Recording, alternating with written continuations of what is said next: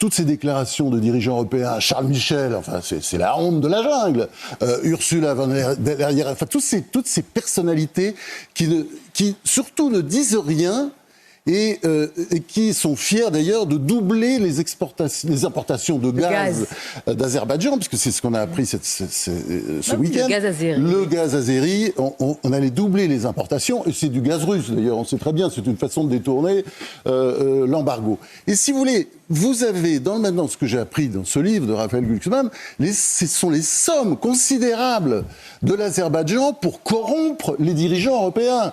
Et d'ailleurs, les élus français aussi. Et puis, je ne parle pas de la presse, parce que parfois on lit des articles, on voit très bien que, voilà, ils ont profité de ce qu'on appelait la diplomatie du caviar. C'est-à-dire cette diplomatie de l'Azerbaïdjan qui consiste à faire des cadeaux. Hein, bon, et on voit le résultat. Et si vous voulez, le résultat, c'est quoi ?